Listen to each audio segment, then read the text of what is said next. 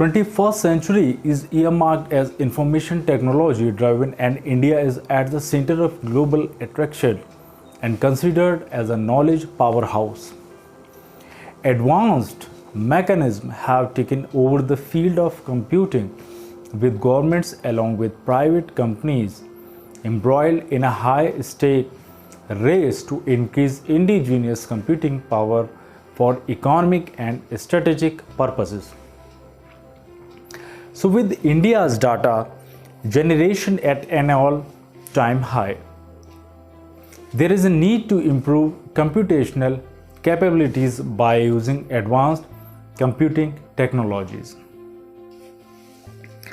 So, like in this sector, we can say that India is booming very rapidly.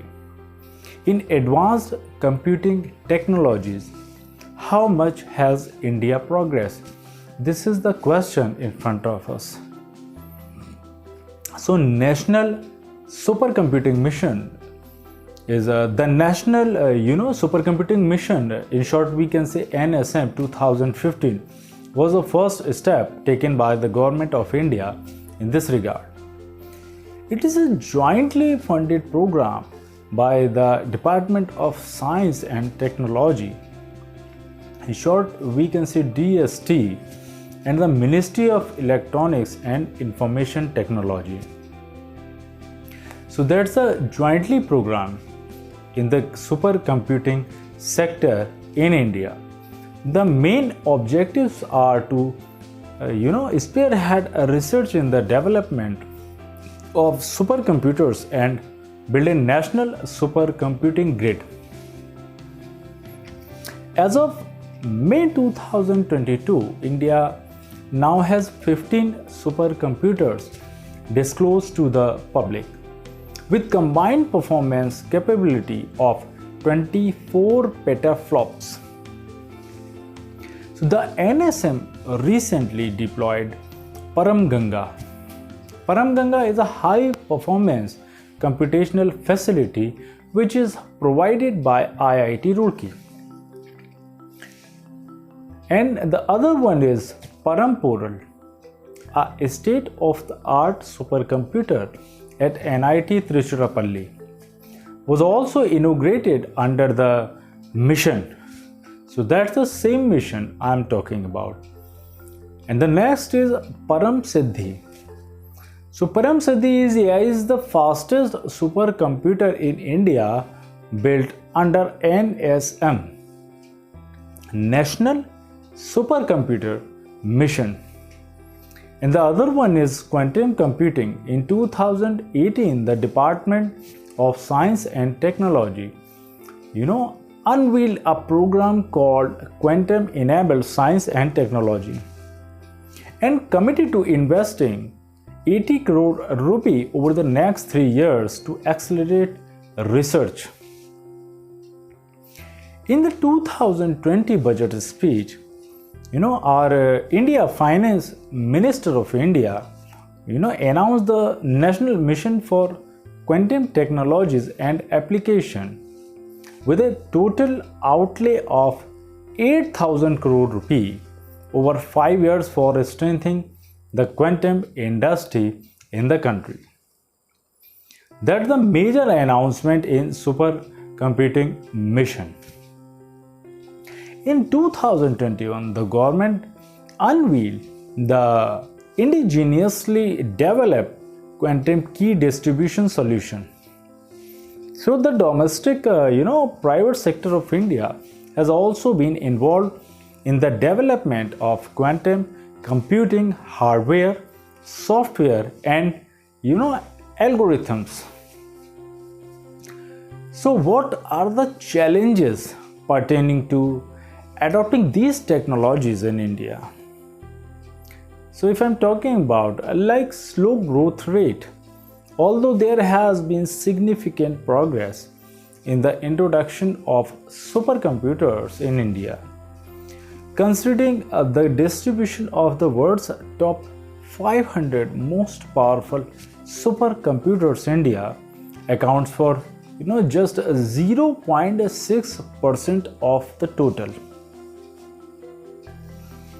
So there is still a long way to go before India can develop an interconnected grid of supercomputers. So slow progress in legislative procedures. Although the NMQTA was announced in the 2020 budget speech, the mission has still not received any approval and no funds were allocated. Disbursed or utilized under NMQTA during the financial year 2020 to 21. Limited private sector involvement. So our Union Minister of Science and Technology has also claimed that for the NMQTA, no private sector partners had been identified yet, and no one from outside the government had been tapped for consultation for the national mission. So that's a major announcement, our Science and Technology Minister. So the government must recognize the leap made by these companies. So that is foreign dependence. So the ability to build advanced computing facilities rest on raw materials. It would be impossible to indigenously manufacturing the whole system from scratch. This is where the reliance on high-tech imports kick in. Moreover, trade barriers, export control mechanism and import restrictions. It can be hamper access to the building block of these systems. Question is this, that what areas need to be worked upon? What types of what areas need to be worked upon? So better policy making and regulation. The focus should be to develop an overseeing strategy for the next 10 to 15 years, where it must be ensured that there is no misallocation of resources and that the effort put in are concentrated in key areas that provide both economic and strategic benefits. The primary focus must be on establishing centers of excellence dedicated to such advanced computing technologies, within academic institutions as well as government research institutes. In this sector, a majority of the Indian government's outlay has to be pumped into such institutions. This can pay, dividends in two ways. And it will also help create crucial intellectual property infrastructure that can be used for the country's benefit. The focus on research and academia will also improve the talent pool and strengthen the domestic technology workforce. And the other is liberalization in tech trade. So advanced procedures, processors also. Its processors and processors also for supercomputers and cryogenic cooling system for quantum computers are a necessity. But indigenously developing them will take time.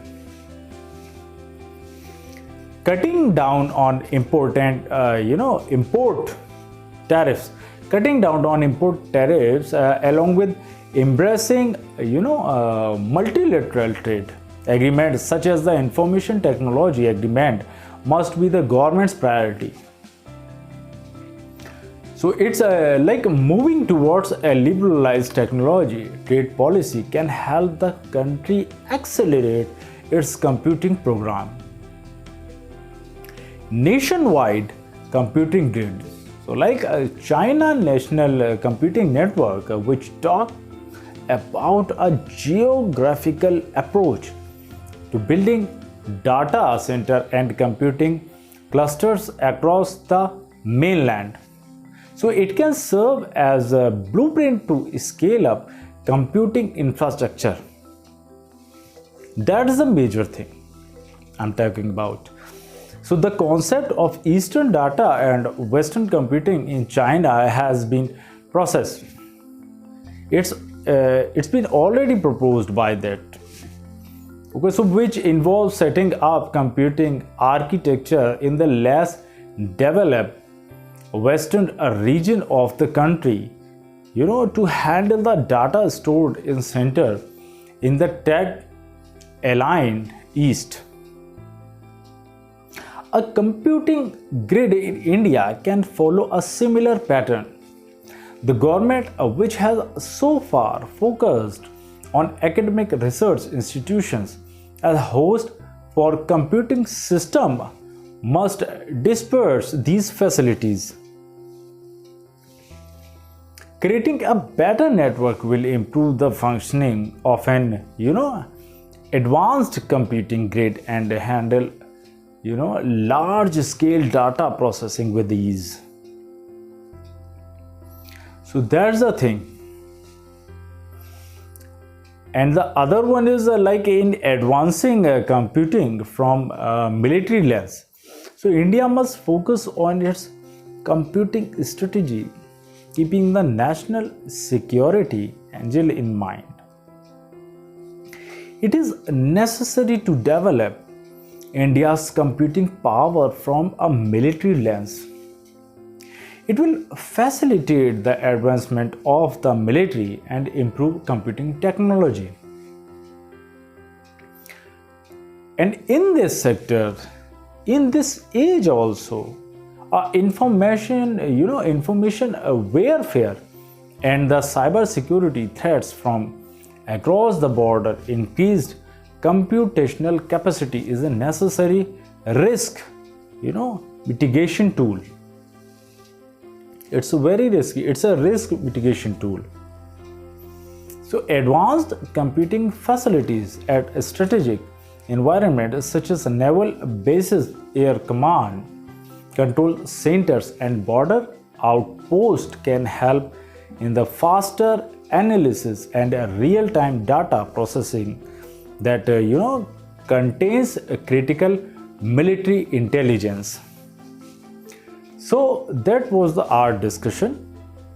Okay, thank you so much. Thanks for watching.